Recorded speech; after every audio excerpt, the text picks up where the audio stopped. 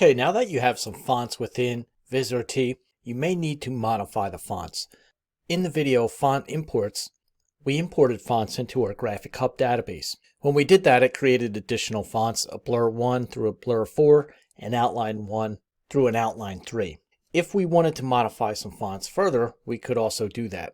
And we can do that in the Font Style Editor. And we access that by double-clicking on a font. And this brings up a whole new window here that we can start to modify a font. So if we just slide it over to make it a little bit bigger, and up here in the upper left we first have a couple of options. So we have font, and this window really just lets us see what fonts we currently have. It doesn't really allow us to do too much other than view what fonts we might have modified already within our server. We also have a material tab here, and we also have a modifier. When we change it to modifier, it gives us these font modifiers. So the way these work is that we just need to drag one of these modifiers into this left column in the bottom window. And once we do that, we have a blur function now added. So we can come over to our level here and you can see when we adjust the level, how it adjusts the texture here. So this is what we're looking at as far as the blur. And if we want to increase the white level, we can do it on that one as well. So if we come over into our right window right here, this also gives us a couple of options. And one, we can reset the position and scaling if we needed to. It also lets us view these different fonts in different ways. So here it shows a font with geometry style. Here it shows the texture style, and we can turn that on or off.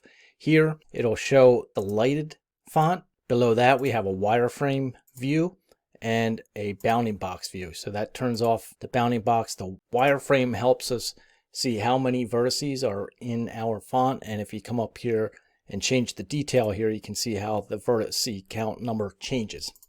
So we'll turn the wireframe off and go back to that. If you want to get rid of a modifier, you just need to slide it to the trash can right here, and that will eliminate it. The next one up here is Vertex Color. And if we slide this down, we can color our font. The way this works is that we just come in and select a vertice or a corner point here, and we can change the color of it.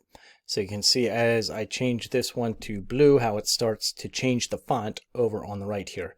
If we want to select the other corner, we just come over there, select the other corner, and adjust the color for that as well. If you want to select more than one, there's two ways you can do that. First, you can select one and then hold down Control and select the other. Now you can change them both at the same time, or you could click on the center line in between them, and that will connect both of them, and we can change the color of both of them. If you wanted to drag one color onto another, you could also do that as well. So we have a color level box here that we can adjust to make it brighter or a little bit softer. We also have a color box, and this applies it to the local, applies it to the vertices of the local text, while this applies it to the bounding box. Z active means if we had an extruded font that we're working with, that we could also color the extruded sides and back. And use alpha here enables an alpha channel. So if we come over to our lower right here and we wanted to lower the alpha, we would make sure that this is on, and we can use this alpha setting here to lower the opacity of the lower right.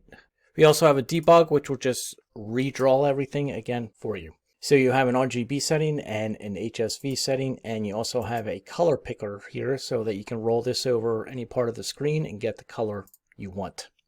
If we want to get rid of this vertex color, we can just drag it to the trash. The next one here is Contour Bold. So we slide this down, and it just really allows us to bold the font. After that, we have an Extrude, and this will allow us to extrude the font. We have an Italic setting, and you drop this down, it will just basically make it italic.